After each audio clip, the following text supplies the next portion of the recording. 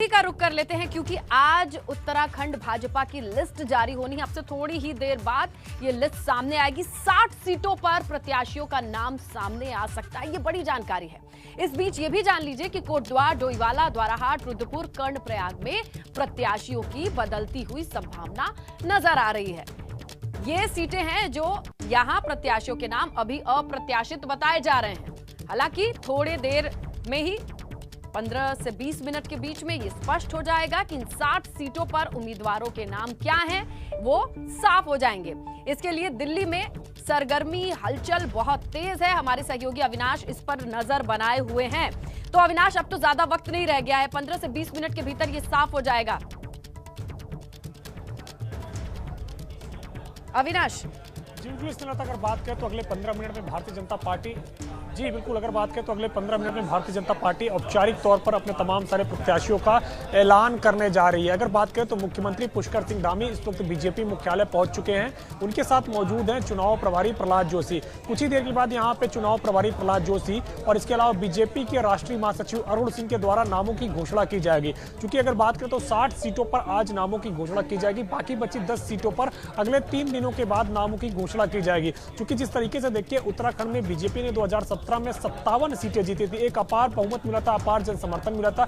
लिहाजा उसको किस तरह से फिर से दोबारा अर्जित किया जाए, इसको लेकर काफी मशक्कत हुई, काफी मंथन हुआ और इंटरनल सर्वे भी हुआ बीजेपी का कि आखिर कौन से उम्मीदवार है जो चुनाव जीत सकते हैं, उन्हीं को टिकट देने का काम किया जाएगा। फिलहाल पहली सूची में अगर बात करें तो 5 विधायकों के नाम अभी तक सामने आ रहे हैं जिनके टिकट को काट दिया गया है और उनकी जगह पे नए प्रत्याशियों को मौका दिया जा रहा है। क्योंकि अगर बात करें तो जिस तरीके से सीडीएस जनरल बिपिन रावत भी उत्तराखंड से आते हैं, उनके भाई कर्नल विजय रावत ने कल बीजेपी ज्वाइन की। बीजेपी ज्वाइन करने के बाद उन्होंने साफ तौर पे कहा था कि वो चुनाव लड़ना चाहते हैं, लेकिन अंतिम निर्णय पार्टी का होगा। तो पार्टी उनको टिकट दे रही है क्योंकि उत्तराखंड सैनिक बाहुल प्रदेश है और सैनिक बाहुल प्रदेश में सैनिक को टिकट देने का काम भारतीय जनता पार्टी करने जा रही है। क्योंकि अगर आप देखिए तो 2002 में जब 2002 में सरकार बनी थी और उसके बाद भगत सिंह कोश्यारी मुख्यमंत्री बने थे, तो उस वक्त भी सैनिकों को रिझाने के लिए भारतीय जनता पार्टी ने काफी काम किया था। और इसके बाद अगर बात करें 2012 में जब दोबारा से सरकार बनी थी, 2007 में माफ करिएगा, तो बीसी खंडूरी को वहां पे मुख्यमंत्री बनाने का काम किया गया था, जो कि लेफ्टिनेंट जनरल है सेना के अंदर। और इस बार भी अगर बात करें तो 2022 में जब चुनाव होने जा रहा है तो कर्नल विजय रावत को टिकट दिया जा रहा है, जो कि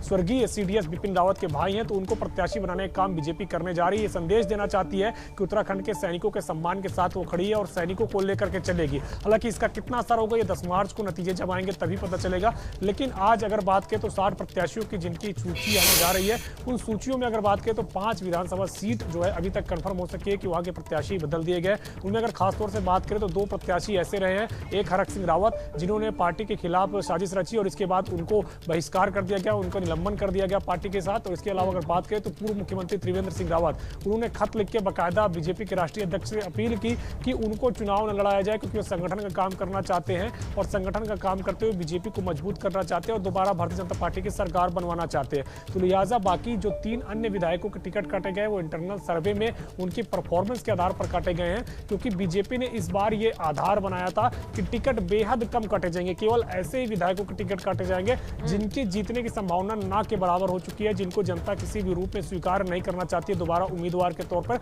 उन्हीं विधायकों के टिकट काटे जाएंगे। तो इसी के आधार पर बीजेपी ने पिछले 6 महीनों के अंदर 3 बार अपने सर्वे करवाए कि आखिर एक विधानसभा क्षेत्र में जो उनके मौजूदा विधायक हैं वहां से क्या वो दोबारा चुनाव जीत सकते हैं। और जहां पे ये रिपोर्ट आई है कि वो दोबारा चुनाव नहीं जीत सकते हैं, वहीं के विधायकों का टिकट काटने का काम किया गया है भारतीय जनता पार्टी की ओर से। तो लिहाजा आज जब सीटों की घोषणा होगी तो 60 सीटों में से 55 सीटों में अगर आप देखिए तो पुराने प्रत्याशी हो सकते हैं, लेकिन 5 सीटों पे नए प्रत्याशी देखने को मिलेंगे, जहां पे फिर से एक बार बीजेपी उत्तराखंड में नारा दे रखी है कि अब की बार 60 पार। देखना यह है कि जिस तरीके से आज उम्मीदवारों के नामों की घोषणा होती है, क्या वो उम्मीदवार बीजेपी के उम्मीदों पर खरा उतरते हैं हो या मैदान, प्रत्याशियों के नाम पे बहुत बड़ा दांव खेला जाता है और ये नाम अब सामने आ जाएंगे। चंद मिनट की दूरी है।